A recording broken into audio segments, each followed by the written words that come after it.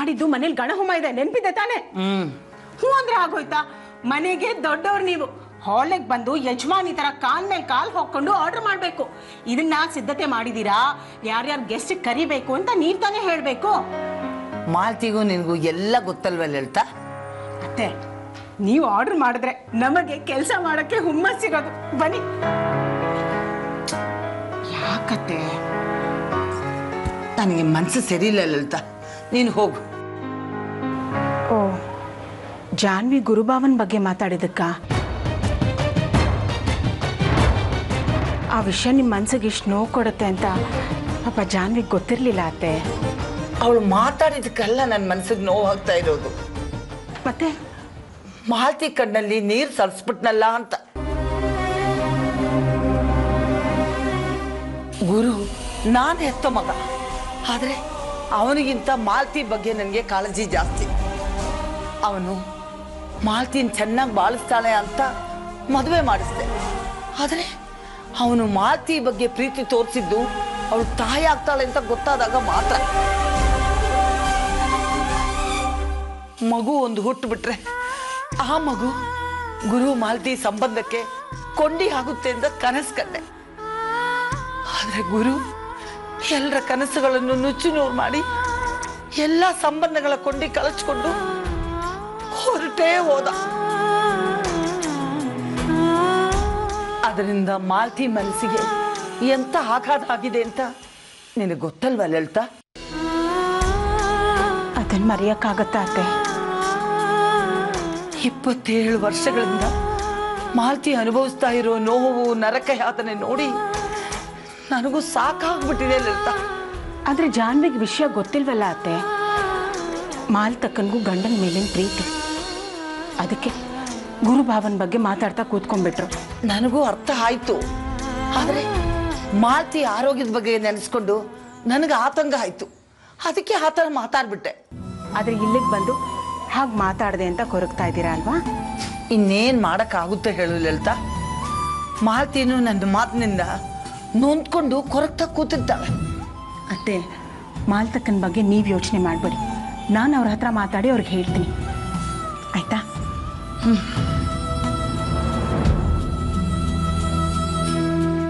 ಜಾನ್ವಿ, ಇಲ್ಲೇನು ಮಾಡ್ತಿದ್ಯಾ? ಓ, ಅಜ್ಜಿನ ಮಾತಾಡಿಸ್ಬೇಕಾ? ಹೋಗೊಳಗೆ. ಇದು ಅಜ್ಜಿ ರೂಮು, ಅಜ್ಜಿನೂ ಒಪ್ಪಿಗೆ ಕೊಡ್ಬೇಕಲ್ಲ. ಮನಸ್ಸಿನಲ್ಲಿ ಜಾಗ ಕೊಟ್ಟಾಗಿದೆ, ರೂಮ್ ಒಳಗೆ ಬರಬೇಡ ಅಂತ ಹೇಳ್ತೀನಾ? ಬಾ. ಹೋಗು. ನೀವು? ಓ, ಅಜ್ಜಿ ಮೊಮ್ಮಗಳು ಗುಟ್ಟಿನ ವಿಷಯ ಮಾತಾಡ್ಕೋಬೇಕಾ? ಹೋಗು.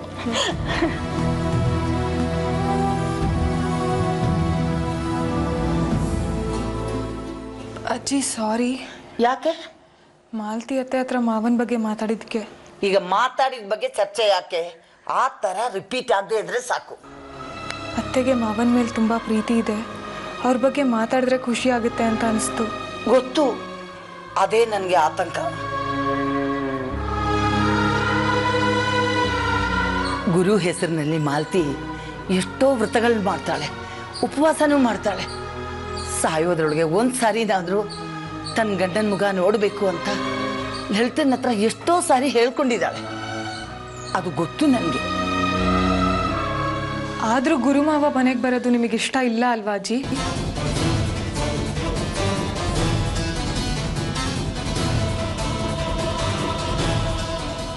ನಾನು ಅವನಿಗೆ ಜನ್ಮ ಕೊಟ್ಟ ತಾಯಿ ಜಾನ್ವಿ. ಸ್ವಂತ ಮಗ ಮನೆಗೆ ಬರೋದು ಇಷ್ಟ ಇಲ್ಲದೆ ಇರುತ್ತಾ? ಅದು ಈ ವಯಸ್ಸಿನಲ್ಲಿ. ಮತ್ತ್ಯಾಕೆ ಮಾವನ ಬಗ್ಗೆ ಮಾತು ಆಡಬಾರ್ದು ಅಂತ ಹೇಳ್ತೀರಾ?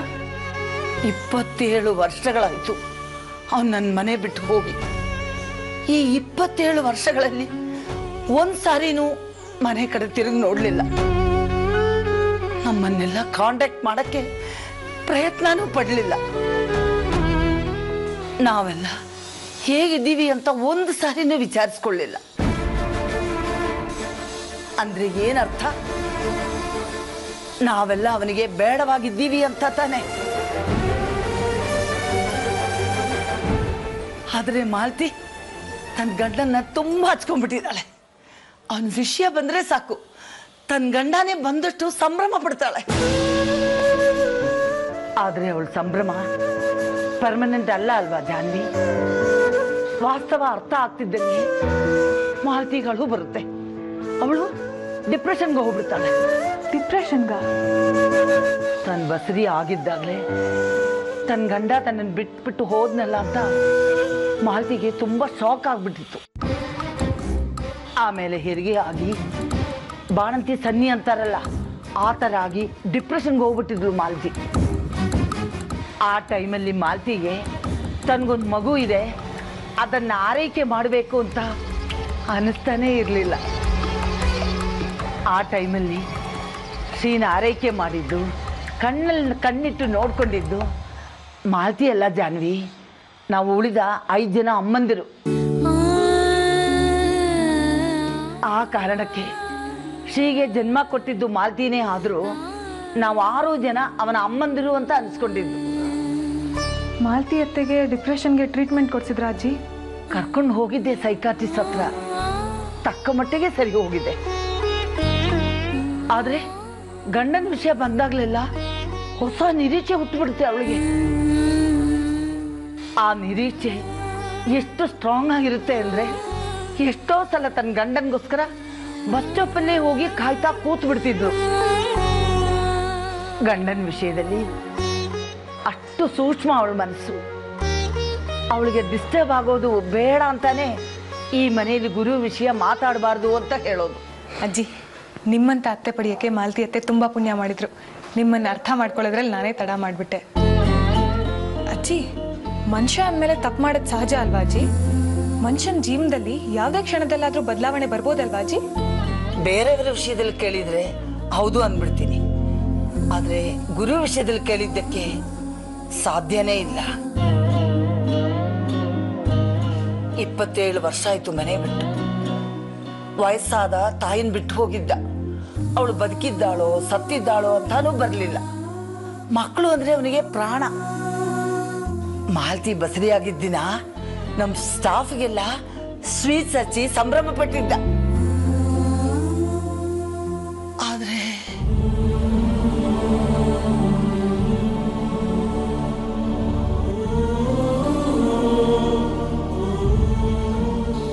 ಅಂತೂ ತನಗೆ ಯಾವ ಮಗು ಹುಟ್ಟಿದೆ, ಅದು ಹೇಗಿದೆ ಅಂತ ನೋಡಕ್ಕೂ ಕೂಡ ಬರಲಿಲ್ಲ.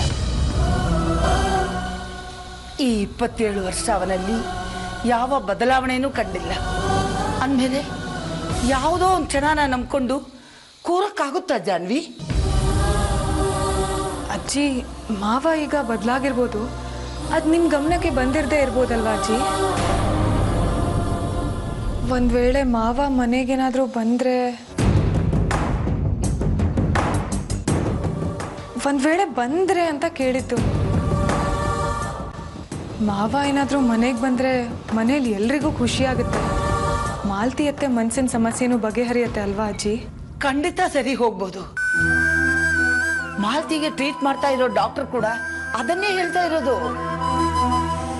ಆದ್ರೆ ನಾವು ಮಾತಾಡಿದ ತಕ್ಷಣ ಅವನು ಬರಬೇಕಲ್ಲ.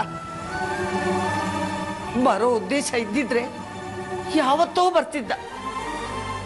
27 ವರ್ಷ ಆಯ್ತು. ಎಲ್ಲಿದ್ದಾನೋ, ಹೇಗಿದ್ದಾನೋ, ಏನ್ ಮಾಡ್ಕೊಂಡಿದ್ದಾನೋ? ಅಜ್ಜಿ, ಈಗ ವಿಷಯ ಎಲ್ಲ ಯಾಕೆ?